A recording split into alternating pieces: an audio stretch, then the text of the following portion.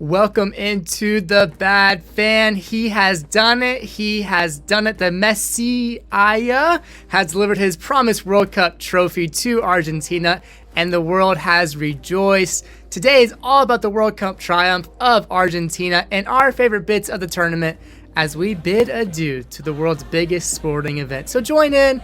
Our journey begins right now.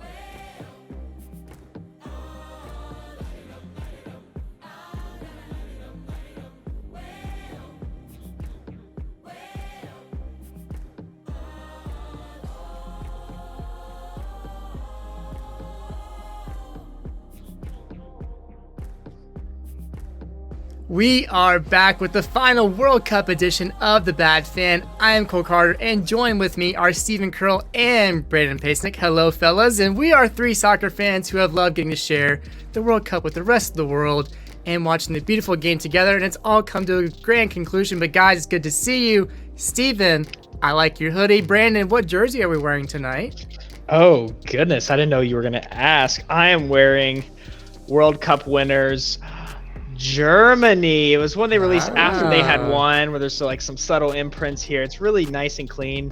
Doesn't really fit me anymore, but still looks very good. Hey, that's okay. I've got my Argentina jersey, only the 2 stars. But hey, I've had this since 2014, so it'd be hard to have a 3rd star on it. And Steven's got... we're not going to look at that. Different kind of podcast. Different kind of podcast. That's in our paid subscription. You can check the link below. Anyways, everyone knows that this past Sunday, the World Cup final between Argentina and France took place in Qatar. Guys, this one was an amazing spectacle. Everyone was watching. People filled streets. People filled homes together. People were watching on the internet in the hundreds of millions. And this one did not disappoint in the slightest. Brandon, we're going to recap this, and I want you to kind of get things kicked off on the results, how we got to the final conclusion of the game, and everything in between. All right, so I'll stop here and say, spoiler alert, if you did not watch the World Cup or don't know the final score or what happened, which I would baffle me. It'd be very surprising if you did not know that. You live under a big, big rock. A huge rock like Patrick the Star. Just pause it now and go watch the game. Moving forward, though, there was a penalty in the 21st minute. Ousmane Dembele playing defense on Di Maria. That's never really going to work, is it? Di Maria earns the penalty, who I did say he might start the game, and he sure did and made an amazing impact. I want to ask you guys, though, before we keep going, was this penalty soft? It was soft by penalty terms, I think. I mean, in the grand scheme of things, the stage the game's being played on, Dembele's not even that, he's not really playing that much defense as a winger. I don't know. It was a little soft for me, but hey, I think the ref overall had a pretty good game, so I'll give him a pass on the night, which I guess I can give a pass on this penalty itself. Yeah, I think the penalty was soft as well, but also I have no problem with it. I think it's one of those. As my dad would say, it's a penalty on principle. Right. The positioning of the defender and Di Maria, there's certain things you just can't do in a World Cup final. And it's extend your arms and grab somebody's shoulder like that. So it was soft. We've seen that not be called this tournament, to be fair. But, yeah. I agree with you. I think it's soft, but you could see it being given as a penalty. It was given as a penalty, and there were more penalties in the match as well, which we'll get to. But Messi makes no mistake about it. He scores it, starting the game off hot. Argentina looked really, really good. And then they come and find a second goal. There's a beautiful passage of play where Messi has a one-touch pass, I believe, to Alvarez, who passes it up to McAllister, and it's like 2-on-1, I believe, and then plus a goalie, so 2-on-2, if you will. McAllister plays a beautiful ball across to Di Maria and puts it in for the goal in the 36th minute. Argentina is dominating, right, Cole? I mean, it was like out of the box, just like Argentina looked like they were the top team. France looked slow. They looked sluggish. They didn't have any connection. They didn't have any threats to goal. Argentina were looking great, strong, and looked cohesive as a team, and France just looked like maybe they were sick, or maybe, like, again, we don't know these things for sure because they had those storylines coming in with Rabiot. I think it was Pumacano maybe as well, that were out that semifinal, and they come in this final and they just didn't look themselves. And France as a whole really, really struggled to be, having that attacking presence, and they just didn't look good. But the 41st minute, we saw them make big changes. Dembele and Giroud came off, which to me, I was thinking, oh my gosh, like what happens if this thing goes deep and you don't have these attacking players? Well, Giroud, Dembele off, and he brings on two threats that actually did make a big change. But y'all's instant reaction to this was what? Dembele, again, like we mentioned in the previous podcast, Dembele didn't show up the last game either, so I wasn't surprised to see him be taken off. Giroud, I was, because what difference does it make subbing them off at the 41st minute than at halftime? I mean, looking back, it didn't make a difference. So why, sort of, I don't want to say embarrass him because they're all professional athletes. They're trying to win a World Cup, but it didn't make a lot of sense to me. I was pretty surprised Giroud went off. Yeah, Steve, what do you think? Yeah, we were talking before the show, and I saw a little thing talking about the viruses and the sickness going on in the French locker room. These are things we don't know that affected maybe certain players. Like there's Giroud's substitute. Doesn't make sense to me. He even had a header on goal. It was ended up being called for a foul, but I don't think it was a foul. But arguably one of France is like, oh yeah, Giroud's a threat in the box and can get up over these Argentine. Like doesn't make sense to sub him off, especially right before halftime, to where how many times have we seen teams like the United States concede a goal off of a set piece right before half? So it's actually like very shocking to see Giroud get subbed off. I have to think like it has to be injury related, which can be tactical too. So injury, sickness, or whatever. But I was very shocked. The Dembele I was indifferent about, but yeah, Giroud was a shocker for me. Yeah, Dembele actually had a poor semifinal as well. Really didn't contribute to the team much at all either. And Giroud, if he was injury prone, it may have been, I think, in the semifinal, or it was the England game where he had a kind of like he took a knock on his knee, I think, in training as well. He like got caught in the grass. I know in one of the games is potentially could have. So that knee may have been bothering him. But from then on, towards the end of the half, 2-0 Argentina had the advantage going into it. But the second half, it took a long, long time for the ties to start shifting, Brandon, didn't it? Yeah, the game was really boring, which I think a lot of people forgot. It was very boring after Argentina scored their second goal in the 36th minute. There was not much to talk about, like you both mentioned. I was like, it can't be this easy, right? Like, it can't be Argentina coasting to a World Cup. I was like, maybe the sickness got them. We were texting back and forth during the game. I know you two were together, probably talking it up as well. I was just really confused. This wasn't the France team we had seen in the tournament this far. France really looked awful. But all of these thoughts stopped at the 79th minute when Otamendi, who I guess had a good tournament, takes down the first half sub, Kolo Muani, in the box. That's a penalty. I think it was a penalty. And Mbappe puts the penalty away, even though Emmy almost saved it. And from here, you're sort of like, game on, right? Game on. I mean, 2 minutes later at that point, Mbappe comes back again with an amazing goal, takes off the volley very well. So at your point, you're tied 2-2 in the 81st minute, which for me, that's my goal of the tournament. Just the stage of it being a World Cup final, taking off the volley with enough power to beat Emi Martinez, who got hands on both goals, the penalty and the volley. I just think for me to have the awareness, to have the physical ability to do a goal like that in a World Cup final, just pretty incredible. And one of very few people that could do that had to have been Mbappe on a world stage like that. Pretty incredible.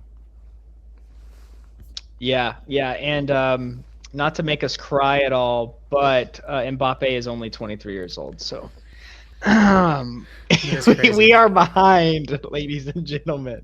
Hey, I scored a heck of a goal in my summer league this past year, so Heck yeah, you did. I'm doing things. He's a closet striker. That's Steven Krill. But anywho, there was 8 minutes of added time to the end of the game, and I was really thinking at this point, game's tied 2-2. There's another goal in this. I don't know, Steve. Are you thinking that?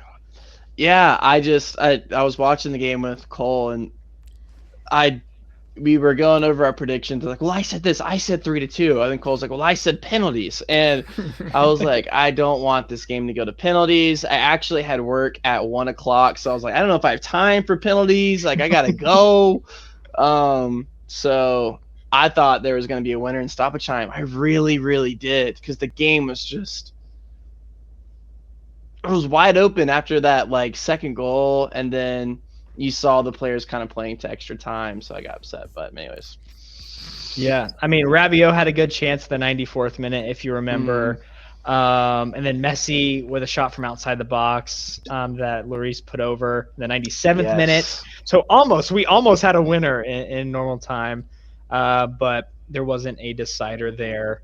Yeah, and then Julian Alvarez, first of all, had an amazing tournament. Yeah, he did. But he got replaced by Lautaro Martinez, who then had a great chance in the 105th +1, so not technically 106, but you know what I mean. And do you think he should have put this one away? That was the header, right? That was one that came over the top. He's one-on-one with a defender on his back and kicked it wide. Yes, I do remember that. He was more yeah. He was more like concerned with like positioning on the defender than scoring a goal. It was really weird. Yeah, he should have done better with that one, I think. I mean, tough. I mean, if like that's us, we're certainly not putting that on frame probably, but someone with his quality probably should have been doing better with it. He looked bad. He did look bad. He just looked uneasy, to be honest. Yeah. Well, he didn't get a lot of minutes after he was taken off, like after he was replaced the starting role with Julian Alvarez. You know, he didn't really get much time throughout the tournament. But I will say that Lautaro Martinez does redeem himself, sort of, with a really good run and a pseudo assist for Messi, which I call it a pseudo assist because he had taken a shot that was saved straight to Messi, and Messi put it away for the goal in the 108th minute. So we'll call it a pseudo assist, and that puts Argentina up 3-2. What were you guys' thoughts at this point? I really didn't think it was over, to be honest. Just the way the game was going, it just felt like it had more in it. Obviously, I was rooting for penalties, but that wasn't what I was thinking. I was just thinking, like, because it was wide open at that point, it's extra time. People are tired. They're more likely to make a mistake. And I was sort of right. Whether it be, intended or not, there was more in it. But no, I really thought there was more goals to come from this one. I thought it was over. I was just this isn't going to penalties. I kept saying this isn't like I'm playing my FIFA career right now. Like there has to be some reality. Okay, Messi scored. Argentina is not going to let this slip again, because that's the momentum thing going into penalties. You let the lead slip twice. Like, I don't know, psyche-wise, but I was like, Messi, he did it. Like, he just put his stamp. Boom, World Cup, signed, sealed, delivered. But I was wrong. So, and if I'm French too, like having a goal that close, I mean, it went over the line, obviously, very clearly. But I'm saying, like, to have it in that manner of just a goal that could have been stopped. Like, if I'm a French fan, like, I would have been devastated if we lost the World Cup by this much. Like, that would be so heartbreaking. I mean, it's heartbreaking enough to lose a World Cup, but to have it that, game of inches kind of style would be terrible. So at that point, you have to be rooting for more goals if you're a French fan. And at that point, I kind of wanted more in it. Yeah, well, I was in the same boat as Steve. I was like, this is just a storybook ending. Like, Messi scores the final goal. It's 3-2, like I and Steven, I think, predicted. And this is it. They're in the 108th minute. There's 12 minutes left. They just got to hang on. Like, they won't make the mistake again. But I was definitely wrong. I think Steve and I were wrong there, obviously, because Mbappe takes a shot at the other end. And subbed on defender Montiel, I think he was subbed on, has his arms out extended while he's trying to defend the shot. Come on, man. You gotta have more awareness at this stage in the game. Just stand there like this and put your head down. It was like this. He was flying like this. Absolutely ridiculous. Obviously, it's given as a penalty immediately. And Mbappe steps up as cool as you like and smashes it home into the corner. 3-3. I mean, Mbappe was just taking on defenders in that second, like the 80th minute on. And there was one point he took on like 3 or 4 Argentinian defenders. He didn't get a great shot on goal. It might have been blocked or something. But, I mean, he was feeling himself. He was willing his way back into that game. Yeah, he's really good. And I think that's the thing with the best players in the world is that they cannot be there for 80 minutes. And they can show up in these just moments. And Mbappe did that this whole entire game. It was phenomenal to watch. Like I said, slots home the penalty. It is 3-3. You're like, okay, we're going to penalties, but not so fast. There's a ball that gets played over the top of the Argentinian defense. The Kolo Muani substitute from the first half gets the ball. He's one-on-one with Emi Martinez. The chance of his life to win the World Cup in the 120th +3 minute. And Emi Martinez comes up with a kick save that would make David De Gea cry. Quite literally saved the game in the final moments for Argentina. Not the first time in the tournament and wouldn't be the last either. Insane. Honestly, having a one-on-one like that, I mean, that ball had pace on it. I mean, you have to react with your feet, which isn't easy the way he extended himself out. I mean, like you said, that would make David De Gea jealous. That makes any keeper in the world jealous, his ability to get that ball away from his goal. I mean, seriously, the game's on the line. He's the reason why Argentina even had a chance to win this World Cup. Unreal save, and a guy that you can be proud of, Brandon, as an Aston Villa player and fan together. You guys get to revel in this moment together with that glory. But yeah, insane save. Yeah, good save. I thought it was a goal. I was like, oh my God. Oh my God. It was absolutely incredible.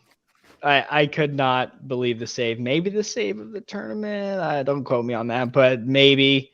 Definitely for the moment, the biggest save of the tournament. Also, the fact that the ball didn't like deflect underneath his leg and like go in or like go to a French play. You know, like it could have gone anywhere and like right off his foot, almost like he kicked it. It's a perfect parry. Yeah, insane. Anywho, like Cole called it, the game goes to penalties. Cole, I'll let you take it over. Yeah, and the penalties, again, as that save is made, maybe Emi Martinez becomes a little bit more confident in his abilities. We've seen him before, his ability to get into the minds of other players. They step up to the penalty spot. But the first one up is Mbappe for France. And Emi Martinez had his number. I mean, he was right there knocking at the door with Mbappe, getting hands on every goal, and he almost saves his penalty shot again. However, it doesn't matter if it goes in, it goes in. So France gets the first goal win. Messi steps up for Argentina and has Lloris stepping the wrong way, and he just cheeky rolls it into the back of the net. But the second French player, Kingsley Coman, comes up and does it. I mean, it wasn't a bad penalty, I don't think. I think it had a little bit of pace on it. It just wasn't placed in the corner enough. But regardless, I think Martinez is making the save anyways. Dives to his right and gets hit like in the chest almost. I think it was, and makes the save for Coman. And we see our guy, Paulo Dybala, who has not seen almost any time in this World Cup, comes in close to the end of extra time. I think the 118th minute it was, and comes on and puts it right down the middle of the goal, which Lloris wasn't too far off getting the kick save. Dybala had to hold his breath for just a second to make sure it went in, but we get to see him smile. And then this is the one that really, really, I think, Emi Martinez shined in his ability to get into players' heads. This guy grabs the ball after Dybala's penalty, takes it, kind of plays with it a little bit. Tchouaméni is walking towards the goal and just throws the ball to the right, probably like 10 yards away. making him think, okay, what am I going to do as he's walking up? And then Tchouaméni puts this ball way wide of the goal. And now France has had 2 misses. Not a good look if you're trying to win the World Cup in penalties. Paredes gets the goals for Argentina. Kolo Muani smashes his goal down the middle. And then the one that matters most, Montiel, the guy who committed the handball in the box to give France their 3rd goal, steps up in the biggest moment of his life, undoubtedly, puts it away. Argentina win the World Cup in 2022 in Qatar. Wow. I mean, this is incredible. The storylines wrote themselves practically every step of the way. The Messiah of Messi bringing it home for Argentina. The drama, every bit of it culminated in that moment for Montiel, who puts his face into his shirt, tears everywhere. People around the world celebrating. You could hear it in the streets of Buenos Aires. Literally, there's videos of people just walking. You just hear the streets erupting with noise. No moment quite like that. But man, what a World Cup. And it's just crazy. I mean, I know you guys didn't want penalties, but it's so awesome just to see everyone run together up the field, jumping, dogpiling. Pretty cool. But Yeah, it was awesome to see. But before we get too happy and sentimental, I'll talk about the amazing individual player performances. I gotta play Mr. Pessimistic and pose a question to you guys. My guy, always. I would never, right? Let's look at the reality. The Ballon d'Or player did not play in this tournament for potentially World Cup favorite. Just France being very banged up heading into the World Cup in this final as well, with viruses, flu-like symptoms. You don't know what's going on. I think Rabiot was affected by the by sickness as well. He's already playing 2 positions higher than he was supposed to in this World Cup. Played 120 or 18 minutes. He got subbed off right before the shootout. No Pogba, no Benzema, no Conte, no N'Golo Kante, even though he hasn't been in great form. But yeah, no N'Golo Kante. I'm sure he definitely would have been on the team, right? And does this take away a little bit from this World Cup from Argentina when you look at this France squad and you go, okay, well, Benzema would be starting and Giroud would be coming into the game, or the creativity in the midfield that Pogba has as accordance to, especially with the national team, as to Rabiot. I mean, what are we talking about? And Conte and whatnot, does it take a little bit away? I don't know. I say no, but you got to ask it. It's hard for me to say it takes anything away because these national teams are so deep, especially the French team. If we're talking about a lower level club or nation potentially, but France, as you mentioned, those are some huge names, and they have pretty solid names to back them up.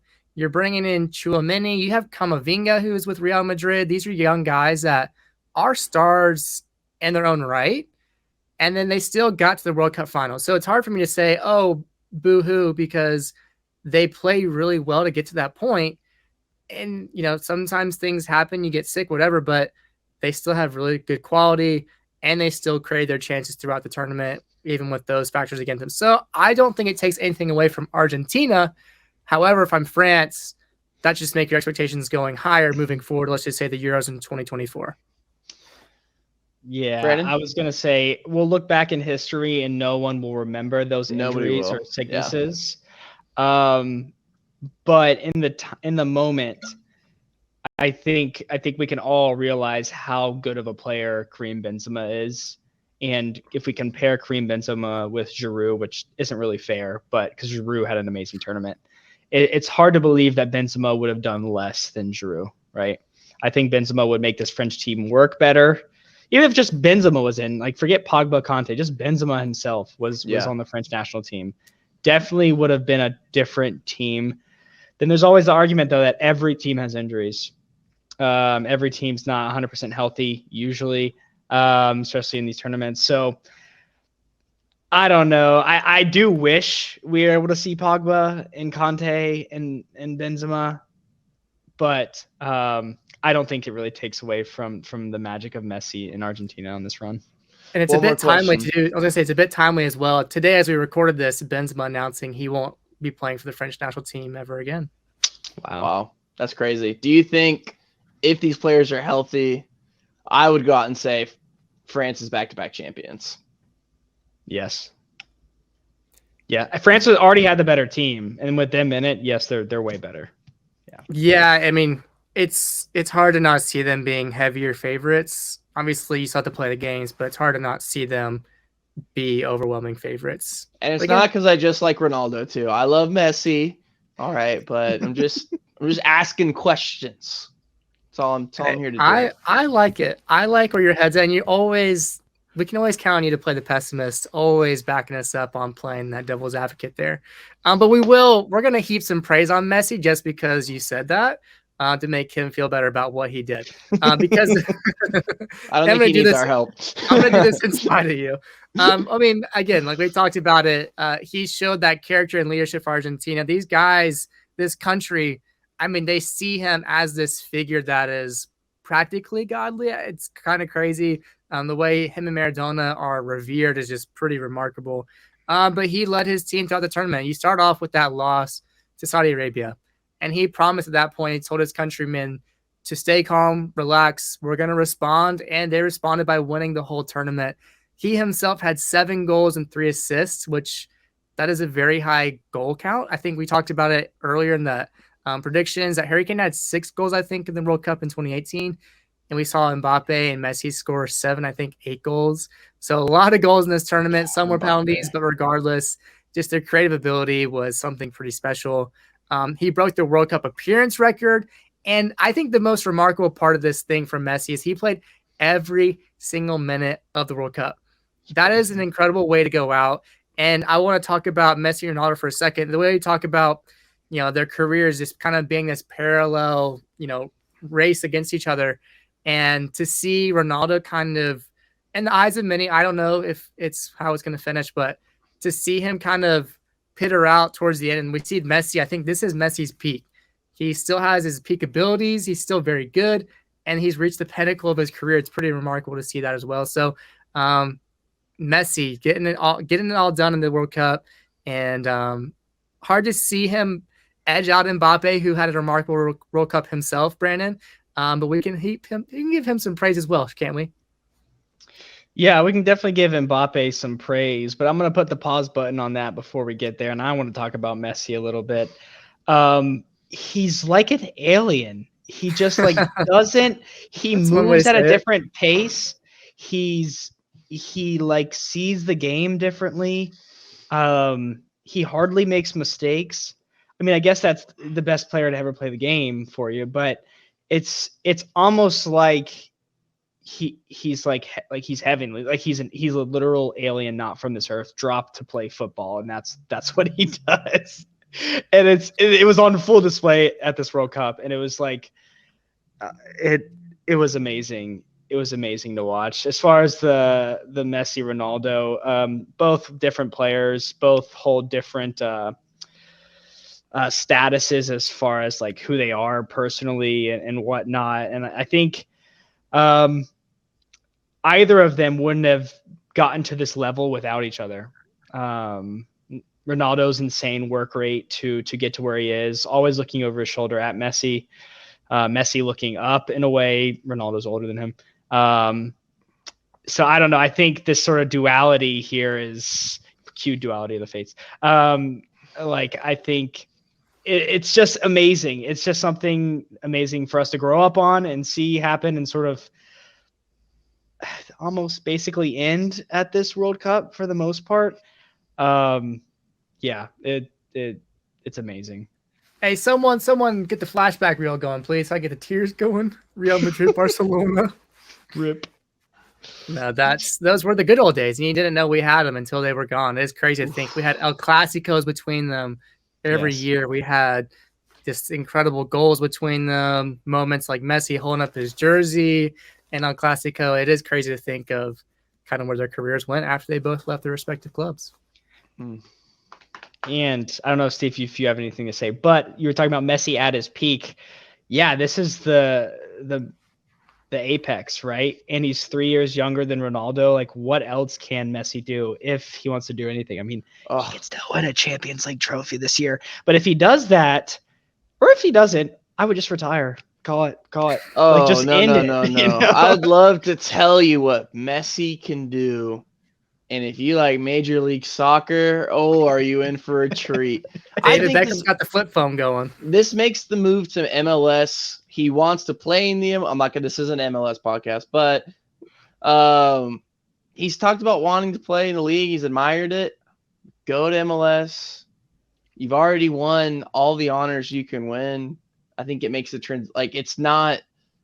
There's no pressure. You just won the World Cup. Like, come in, make a paycheck in Miami, play with David Beckham. Who knows? Anyways, but I think if he wins this Champions League, like I don't think it's out of the question for him to go to the MLS for this next season. I'm sorry.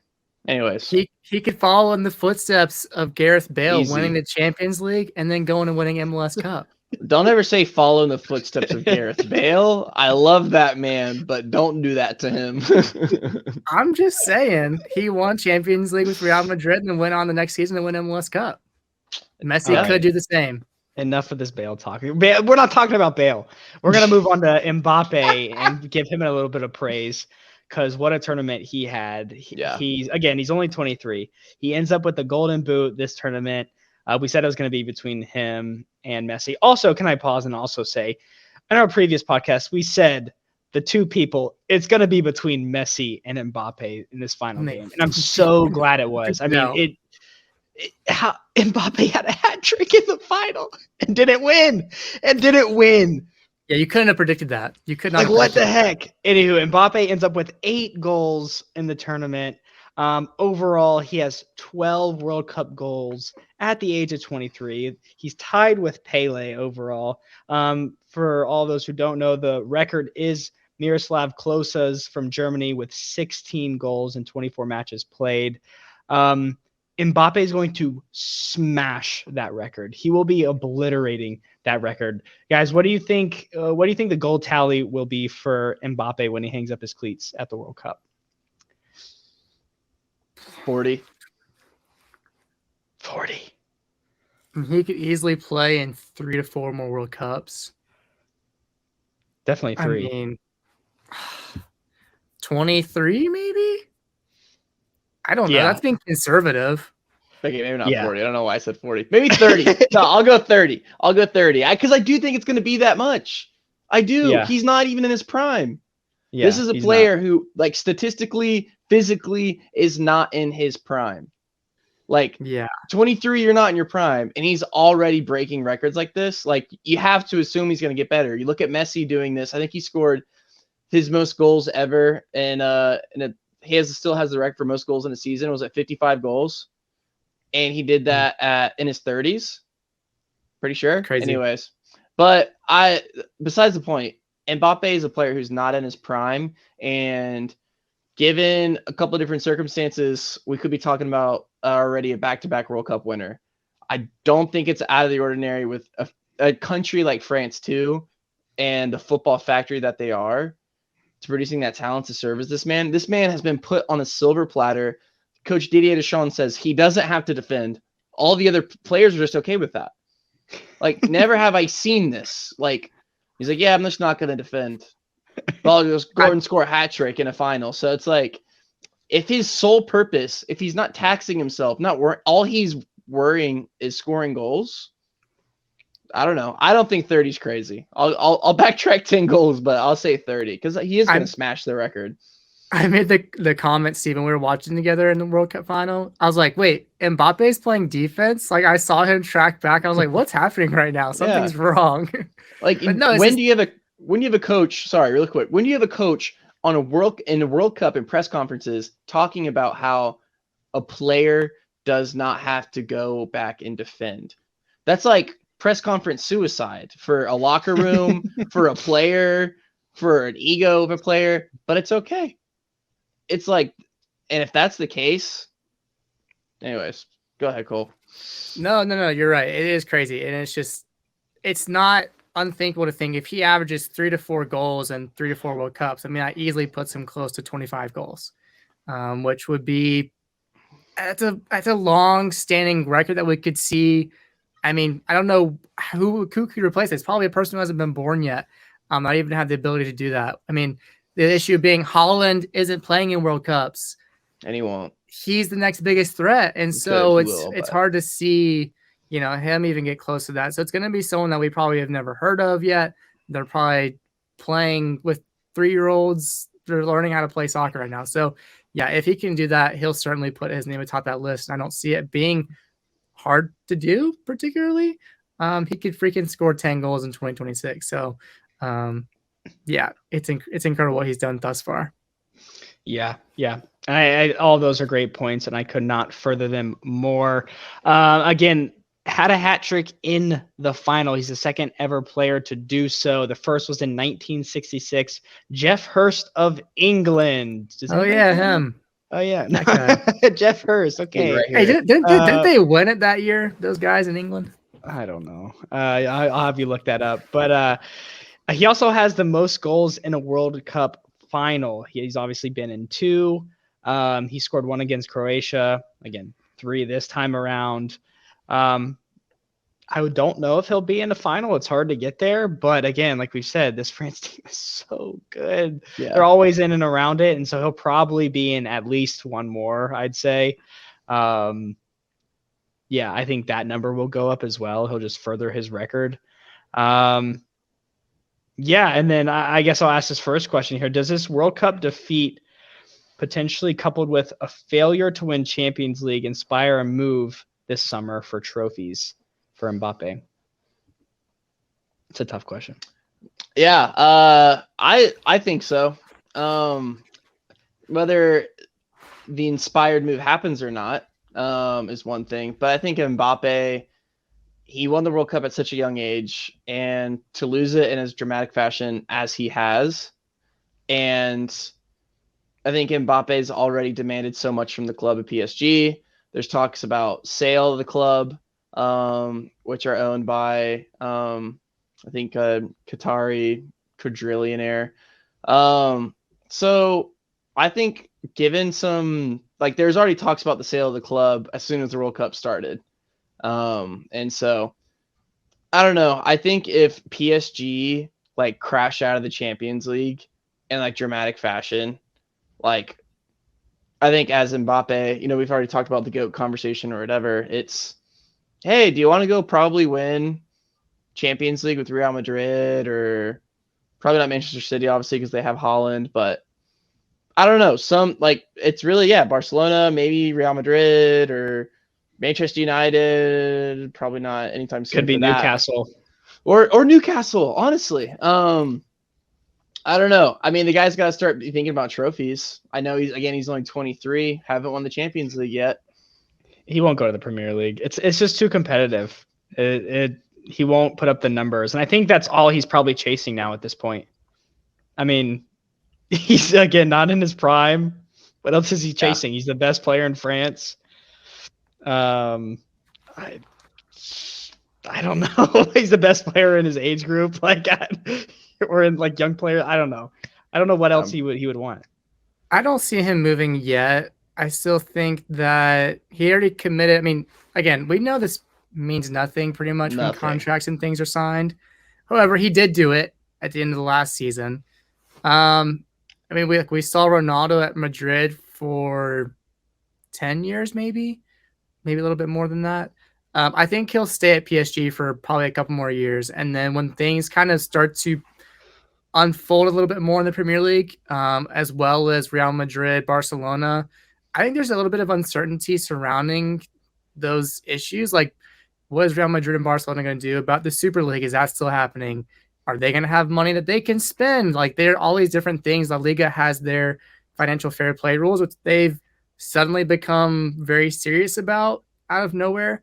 And then, Premier League, it's like, well, is Newcastle going to become that superpower? Is Man City going to look to like do something with him? So I just think staying at PSG, staying put is probably what's best for him, because he is practically the athletic director at this point, it seems. So he is maybe behind the scenes calling some shots. I don't know. That's what people like to joke about, but he's probably comfortable being in Paris, being at home. And as long as he can surround himself with people like Messi, like Neymar, he's probably content winning Ligue 1. And as you said, just chasing after that elusive Champions League title. Yeah, another thing too on here, I think this is very interesting the way this World Cup has happened. It's not in the summer, obviously. We're about to start soccer back up again. Champions League is going to be right around the corner, and you have a player that crashed out in tournament in dramatic fashion in Neymar with Brazil. You have Messi who just won the World Cup, and you have Mbappe that just come off a hat trick in a final, and you have all three of these players playing together on PSG. That's It's scary. insane. I think like this World Cup can be, you could easily take it as a motivator to go out there, whether you're playing pissed off or you're like Messi and you're like, all right, let's get Champions League in a few months, is this the year that PSG do it with the talents of Neymar, great tournament, Messi and Mbappe? I think so. I think they're winning it this year. Yeah, but you know who they play in the first round? Yeah, after finishing second too. Who was it? It was They play Bayern. A rematch of the 2020 rematch final. of the final. That's gonna be a tough game. That's gonna be an awesome watch. But they could do it. They could do it. Yeah.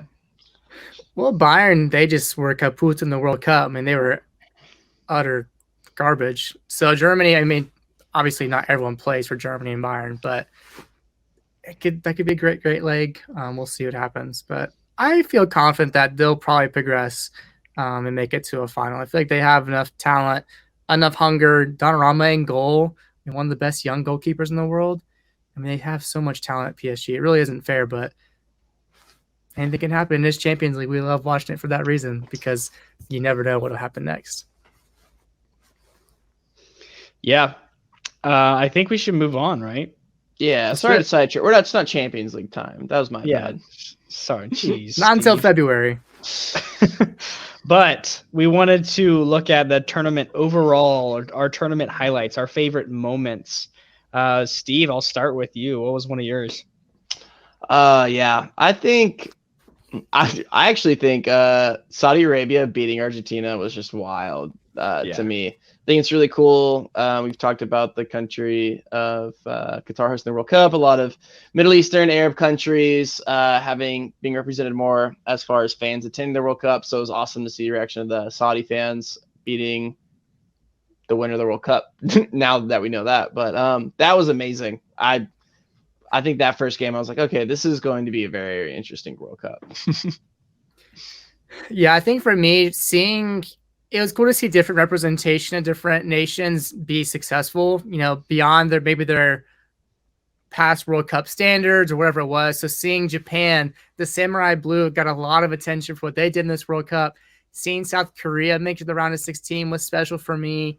Obviously, Morocco being the big name, that their miraculous semifinal run. I mean, they topped Group F, which that was a group that we talked about could have gone any which way. Had Croatia, Belgium, and Canada all in it. And they topped Group F, which is insane. They beat Spain in penalties, which did not have them doing that. They beat Portugal, who we had high expectations for. And they ultimately, they played a pretty great game against France on their way out. But just in general, being the first African team to reach a quarterfinal, let alone a semifinal, and being one of those Arab nations to ever do that as well. Morocco had to have been the Cinderella. And, I mean, it's number 2 story to Messi winning a World Cup, but them probably going that run has to be one of the biggest stories of this tournament, I would have to argue. Brandon, what about you? Yeah, I think that's a great one there. Croatia surprising everybody, beating again Brazil, the tournament favorite. Uruguay, who we thought was going to be good, maybe had a chance to top the group. They were bad. They did not make it out of the group. They were not. Couldn't score goals. They couldn't. And Darwin Nunez, who I said in a previous podcast, might win the Golden Boot if they went far, like we were hoping they would. Yeah, I don't know if he even ended with a goal.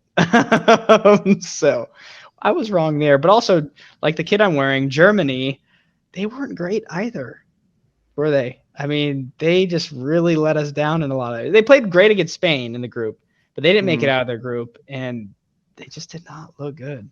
Germany's sort of one of those teams we talk about France having players out. I mean, Timo Werner getting hurt right before the tournament, but it's just, again, these teams are too good to not perform. Uruguay had Suarez and Cavani and Nunes, and they couldn't. I don't think they scored any goals. Maybe it was an own goal or something they scored. I can't remember. And then Germany just has way too much talent. This team, 2 World Cups in a row, and the Euros have disappointed severely, playing way below their capabilities. And it's so hard to, I mean, I guess it's predictable now because it's a pattern, but it doesn't make any sense why they can't actually get out of their groups. They have too much talent to do that.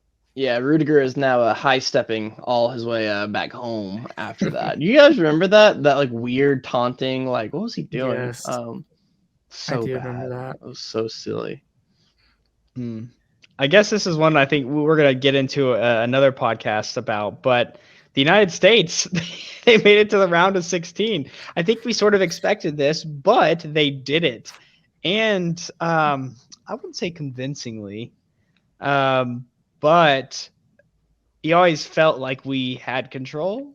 I don't know if that's a good thing. I don't know. Maybe I'm completely I'm probably wrong. going to offer differing opinions on our U.S. podcast when we get to it, but I'll save that for them. Yeah, That's U.S. made it to the round of 16. That's amazing. Yeah, That's crazy. We weren't in the last World Cup, in case anybody doesn't know that. Yeah. I was also looking at this thing. I think it made its rounds on Reddit. I found it on Twitter, but it was saying age per like minutes played. The U.S. had, it was like 24.1 was the average age. It was the lowest age, but like 2 years. So we fielded the second youngest roster, but played the youngest team per minutes played this World Cup, which was by a like good amount statistically, which is crazy to think like we made it to the round of 16. We're going to be on home soil or sort of home soil next World Cup. Like, what can this team do? So we're going to get into that in our next podcast. But yeah, we looked great until the Netherlands. There were some friendly faces that we already mentioned, and one other that we didn't, Steve, that were missing this World Cup. Who was it? Oh yeah, Senegal, the man, the myth, the legend, Sadio Mane has to be the biggest bummer to miss out on the tournament. Giving me major Mo Salah vibes for Egypt, the World Cup prior. Just a talisman of that Senegal team that won the African Cup, correct?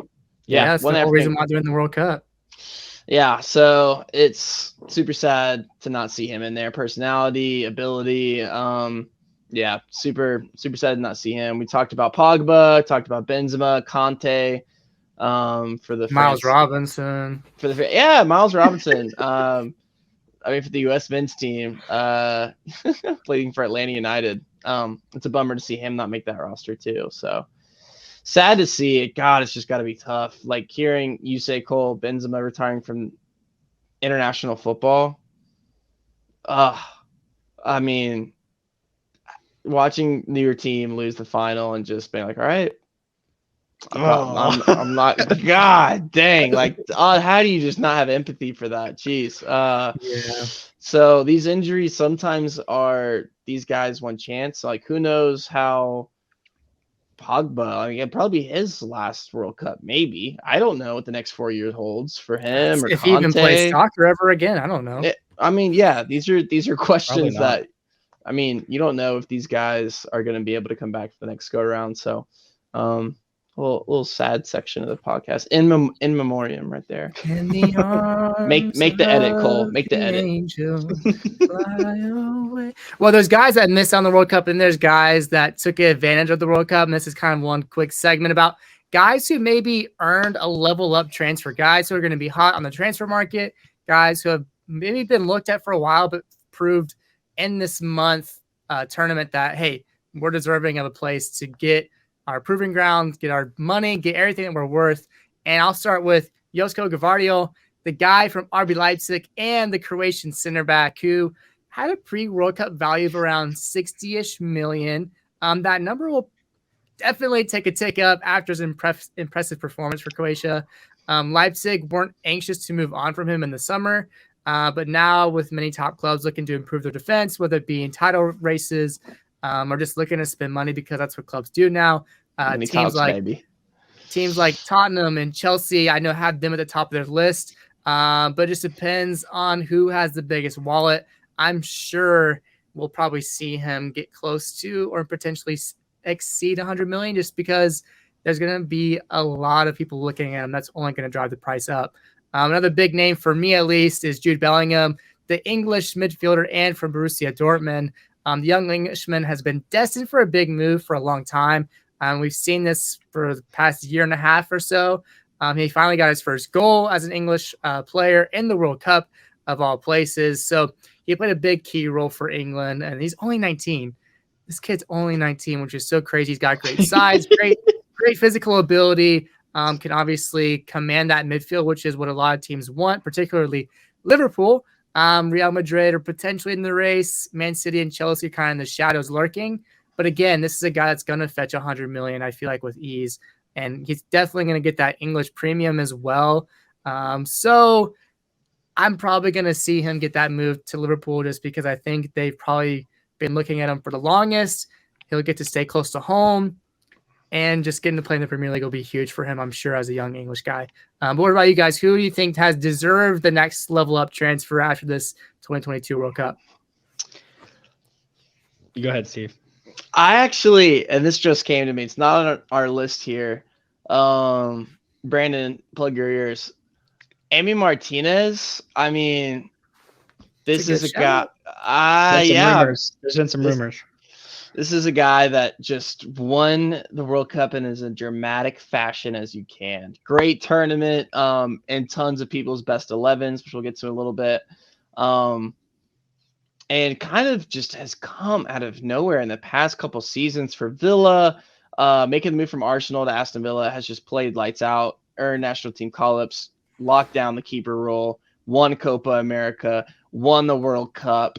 Like, I think I could easily see maybe a La Liga team coming in for him or another team in the Premier League, but maybe not. I don't know.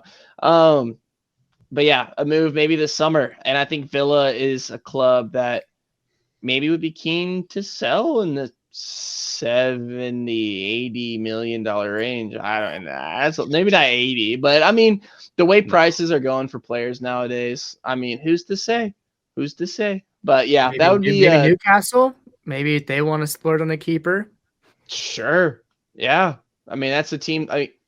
Really quick, like 2-second and little like sidestep. Cole and Brandon aren't here right now. So listen, people that own these clubs just wake up and piss gold. I mean, they have so much money. It's like a hobby to them. Like, this is kind of fun. I do this. And it doesn't matter the price tag for players as long as the team wins because they want that. Anyways, so price tags don't matter to me personally. I don't know about those two guys. They can't hear us right now. But yeah, so I wouldn't say. Can I come back in? Yeah, you can come back in. I'm sorry. But yeah, 70 million, moved to Real Madrid, confirmed. Wow. He's rumored already with Juventus, so that could be. That actually makes a little bit of sense. Szczesny getting older. I don't see that being an issue. Anyways, Brandon. I'll bounce it back to you after I give a couple because I think you have a couple to say. But I think the guy we've already really talked about in previous podcasts is Cody Gakpo, left winger, plays for the Netherlands, plays for PSV, not PSG, PSV, 23 years old. He was rumored with Manchester United this summer, and he's lit up this year. Every single tournament. I mean, I think, what did we say? He has 30 goals already this year in like all competitions, something crazy like that. I mean, he's flying this year. He had a really good tournament as well. I just think he would actually cost close to 80, and I don't know who's going to pay that. I mean, Manchester United, they're always going to have their name in the hat. But, I mean, could a Tottenham use another winger who can play striker? Possibly. But it'll probably end up being like Real Madrid. I think they're the favorites to get him. But he'll definitely be moving. I don't know if that's this January or if that'll be in the summer. But definitely the summer if it's not, in the next month. But Cody Gakpo's one. Borna Sosa, one probably people don't know. Left back for Croatia. He currently plays for Stuttgart, 24 years old. He's actually rumored to go to Villa this summer, but he had a really, really, really good tournament for Croatia. He's sort of like your modern day fullback where he has a ton of energy, can get up and down, really technically sound. And he's one of Croatia's best players this tournament. So I see him definitely taking a step up at some point soon. And then, Sofiane Amrabat, defensive midfielder for Morocco. He currently plays at Fiorentina. He's 26 years old. I think, is my personal opinion, I think he's too slow for the Premier League. But he did have an amazing tournament, and he's part of the reason why Morocco got so far. I'm really not sure what team he would go to, but I think there's definitely a move coming in the near future for him. So could see that for sure. He's been a hot name hopping around these places recently. Exactly. Bouncing it back down to Steve. You got some more on there. Yeah, we'll talk about my favorite team to play with in FIFA, the U.S. men's national team. Tyler Adams. This one's a little tricky because you have these players that kind of just arrived at these clubs and have a phenomenal tournament. Tyler Adams' name has been thrown around, along with other U.S. men's national team players like Yunus Musa in the midfield. And even Anthony Robinson too from Fulham. But Tyler Adams is a guy. I can't believe he's only 23. Standout at Leeds so far this season. He's a fantastic locker room guy. I think that's almost half the appeal. Maybe half of it's the ability. The other's the personality, the leadership, the effort, like just everything about Tyler Adams and his character is a dream to have as a team. Just plug a guy in consistent and just doesn't ruffle any feathers. Played solid teams for his men's national team. He came in for 17 million pounds this summer. And let me tell you one thing. He's worth a lot more than that. Maybe double that price tag because he could move. I don't think in January, obviously, but he could move this next summer and have a short. Leeds could go down.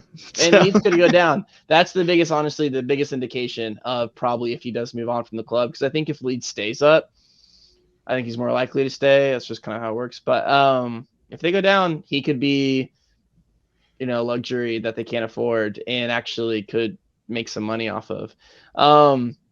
And this one's kind of a little silly. I don't know. Richarlison, Tottenham. We just spotted. Listen here. You listen here. I'm not talking about immediate moves. I'm barely listening.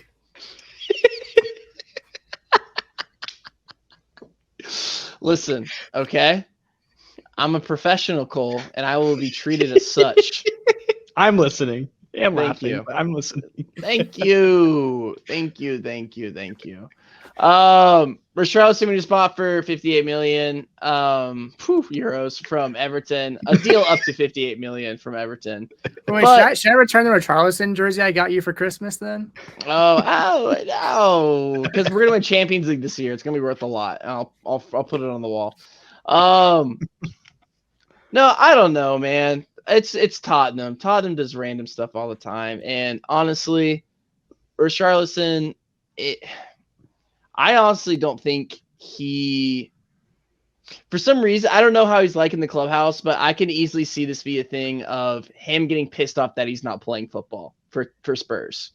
This whole coming off the bench as a substitute thing with Kulusevski and whatever, and I know he's hurt right now. Yes, I know he's hurt. This isn't an immediate thing, but I think the World Cup will have impact on his future transfer. Less of an immediate thing, but I think this World Cup has had an impact on him being the top player for Brazil in the striker position. Gabriel Jesus, can't even touch him. But I thought that was interesting. But, anyways, Cole, you can come back in. Yeah, it's not happening. He did have the goal of the tournament, in my opinion, though. That's fair. Yeah, no, I think that goal was insane. That goal really was awesome. I think the way Tottenham have invested in their team this season, I feel like it feels like a little bit more of a long haul with him. And we've desperately needed a second number 9 for a long time that we could count on that's dependable. And he definitely delivers in that. Obviously, he was hurt before the World Cup, got healthy for the World Cup, and he's going to come off of it injured again, which kind of hampers a little bit of maybe even getting to play, which sucks. But no, I don't. I feel like he's really, really well liked in the clubhouse. Fans adore him. He's one of the nicest people. He's very charitable back home in Brazil, giving away like a large percentage of his salary just to take care of young people in Brazil. I don't see him moving from Tottenham. I like Even where if your he- head's at. Even But- if next season, he's not in the starting 11. He doesn't want to be a second number 9. He wants to be the number 9 for a top Champions League club. The fact that he's even getting to play Champions League football with Tottenham is huge for him. I'm telling you, huge. after the season, And after he's getting good playing time. Even when before he was injured, he was getting pretty solid playing time. I don't think he'd be looking to move at all, personally. I feel like he's going to be at the club for at least 3 years before anything is talked about with him. we'll bookmark it when we're on episode 600. Sounds good to me, mate. Well, if you want to talk about him in a second, you can. We're going to talk about the best 11 from this World Cup. This will be our last segment of the day as we look from goalkeeper to defensive players to the midfield to our best striking, attacking players. We'll give our best 11, maybe a little bit of debating in between here and there, but we're going to get kicked off with the goalkeeper, which I believe belongs to the Argentinian winning goalkeeper, Emi Martinez. For me, I just see him, his saves he made in major penalty shootouts, not really having a lot of action between the 90 minutes between sticks, but really what he did in extra time and penalties for me is what solidifies him as the best goalkeeper in this World Cup. Because without him, Argentina probably doesn't win that World Cup without that 120th minute save in my eyes. What do you guys think? Couldn't have said it better. Emi Martinez for me as well. You know, Cole, you're gonna have really a lot of fun with this edit. I want a whole like what was Steven on this podcast because listen, the man faced 14 shots on goal and let in 8 goals. Those are facts. Had a save rate of less than 500. I'm okay with it because of the dramatics. I'm okay with it. Because of the dramatics, those can't be not mentioned, obviously. What he did is absolutely insane and did it twice in a World Cup. But we got to talk about this Croatian goalkeeper as well, Dominik Lakovic, I believe. Lakovic. Yeah, you know. Led the tournament in saves, 24 saves, 31 shots on goal. He had a save percentage of 774. That is absolutely wild. 3 clean sheets. Allowed 7 goals in the tournament, and 24 saves. That is absolutely insane. And also we talked about Martinez kind of ascending to this, and I think Lakovic, what is the team he plays for? He plays for Dynamo Zagreb. London foes who have beat Tottenham, Arsenal, and Chelsea. This is a guy that, mentioning in that earned a transfer move. Yeah, 24 saves in the World Cup will do it. Honorable mention. I still think it's Emi Martinez. I'm okay with it. But that's when something like intangibles that you talk about and just what Emi Martinez brought to the Argentinian team and saving those PKs was just insane. But hey, honorable mention. I respect it. Great shout. Also, Hugo Lloris had a really good tournament. It's true. Yeah. Unfortunate for him. I mean, he had the chance to become the first player to captain back-to-back World Cup winning teams. Obviously came just short, but definitely a good mention as well. On the left back position, I think 2 names we have here. For me, I look at Theo Hernandez, who came in for his injured brother who got hurt the very first game of the World Cup. He actually became one of France's best threats in the attacking position, bombarding that left wing, scoring that acrobatic goal in the semifinal against Morocco. For me, I just feel like the way he came in this World Cup, being number 2, but then being thrown in the fire, suddenly becoming the starting left back, I think deserves some sort of credit, some sort of, obviously being in the best 11. So for me, that's who I would throw in there. I don't know if you guys follow, agree, if you had someone else in mind, but for me, I had to see Theo Hernandez on the list. Yeah, I agree. There is even Perisic, but the question is left back, not Swiss Army knife. And even Perisic plays all over the damn field. Left wing, midfield, left back, striker. Yeah, striker for Tottenham. So it's crazy. So I'll go with Theo Hernandez, but Perisic was. And doing it like 34 years old is pretty impressive. Oh, 100%. Yeah, I think the dramatic fashion of Theo Hernandez coming in for his brother who got injured in the first game, like that's just sort of crazy. And had a really, really good tournament. I'm not mad at that shout, but I think even Perisic could go in here as well. 3 assists that really helped get Croatia to where they got to. Also, Borna Sosa, who played left back. I don't know if I thought he was playing right back this tournament, but I think I was wrong. I think he was playing left back for Croatia, could also be in here, but Theo Hernandez, we'll slap him there. I think the unanimous center back, Josko Gvardiol. I mean, we already talked about him at pretty good length. I think it's pretty solid right there to have him as one of the best 11. But who would his partner be? We have Romain Saiss from Morocco and Christian Romero, the Argentinian, the World Cup winner versus the semifinalists. I think a lot of people would have Saiss. Christian Romero, though, plays some unconventional style of defense, as we know. Very aggressive, but I think he played really well. I think him and Otamendi are a good partnership. But if you had someone else playing alongside Otamendi, I don't think Argentina would have progressed deep in this World Cup without him. So I'll be nice to the Moroccans and give them Romain Saiss, but I think Christian Romero did have a great World Cup. I was going to say, I don't know who to put here. I see both sides. Both had really great tournaments. Romain Saiss sort of being a rock at the back for Morocco. But yeah, I don't think, again, Argentina win if Christian Romero's not there and sort of leading that defense. That's tough. I'll put Romain Saiss as well. Yeah, I'm cool with it. Something funny I saw on Twitter the other day was about Christian Romero. Talking about him. Also, the unconventional play style is just being physical and hurting the opponent and kicking the crap out of them. But he even does that to his own players. Emi Martinez one time, I think it was in maybe one of the group stage games, had a save. And he's on the ground holding the ball, waiting for time to go. And Christian Romero just comes up to him and just kicks him in the chest. Just like kicks him while he's on the ground in like a celebratory fashion. Just goes and kicks him pretty hard too. So, honorable shout out to Christian. It's sort of like in Kicking and Screaming, where he kicks, he sees the kids kick his shins, or the parent kick his son's shins, and then he tries to do it.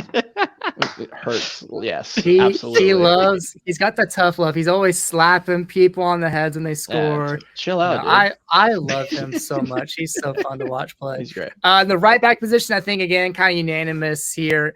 Achraf Hakimi, the Moroccan player, really, again, leading Morocco. Him having that game-winning penalty, Panenka, pretty incredible with him. Cold as ice. The young guy. I mean, this is a guy, Steven, you and I as Tottenham fans, I would spend 125 million pounds on this guy to come play for Tottenham. And I know it's never going to happen, but just like, what's he play right back? Yeah. Okay. Yeah, I will. Yeah. Well, that's the thing. Like, a player like him could totally change that look of a club, and he obviously did that for Morocco in this World Cup. So I think pretty unanimous to have him on the best 11. And Real Madrid let him go, right? Yeah. Yes. Well, sure. Yeah. I mean, not a big transfer. I don't think it was. Just surplus, no big deal. Just surplus, as you can do. Safyan Amrabat is our defensive midfield starting 11 of the World Cup. A guy who impressed, just commanded the midfield for his team. And yeah, I don't know if you guys have much to add about him, but a guy who we talked about maybe getting a big move because of his performance in this World Cup. Yeah, I think Declan Rice, and I know we've mentioned Tyler Adams as well.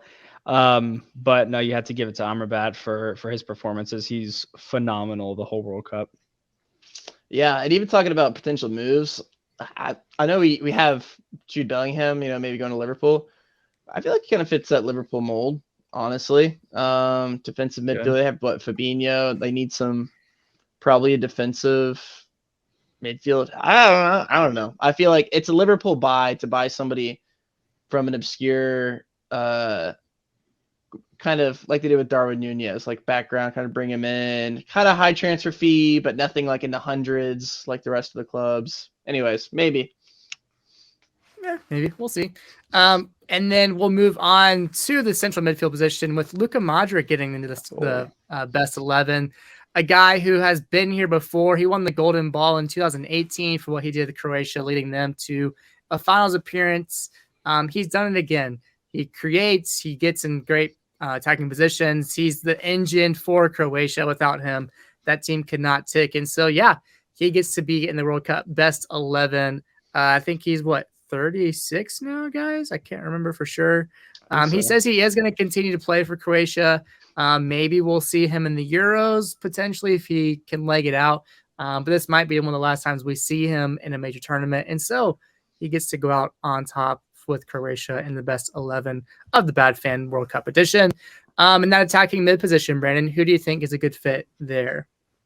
I was thinking about all the people that could go into this position, and it really only has to be one guy. It's a name I wouldn't have thought we would say when we first started this World Cup, but it's Antoine Griezmann.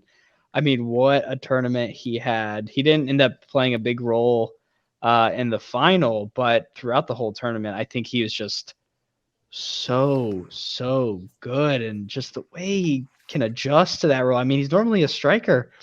I mean, or a forward of some sort, and him being able to play that midfield role, and he's taking it out wide and crossing in. I mean, he's phenomenal. What a great tournament from him. So some blind balls too, man. I think at the one he put on Giroud's head, just no one else could have gotten it except Giroud. It was that perfectly well placed. Definitely a great shot to have him in the starting 11. Yeah. Steven, anything to add? He's good. He's good at Fortnite.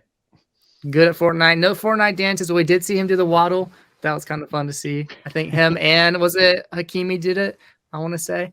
But his teammate, Kylian Mbappe, obviously the Golden Boot winner, one of our attacking positions, finds himself in the best 11, having 8 goals, a freaking hat trick in the World Cup final. It's so funny to say. It's just like, what? That's so crazy. What? And losing. Young kid. He's going to be probably in a couple more World Cup best 11s and certainly more throughout his career. Won many accolades, but got to have him in here as well as the World Cup champion, the Messiah, the man, the one, the only, Lionel Messi. What a World Cup for him. 7 goals and 3 assists, leading Argentina to their first World Cup title since Maradona did it for his country. Pretty remarkable run for the GOAT. Now many are labeling him. Makes it into our best 11. And then the last one, maybe a little room for debate here in the striking position, Steven. Who would you label as the best 11 striker for the Bad Fan?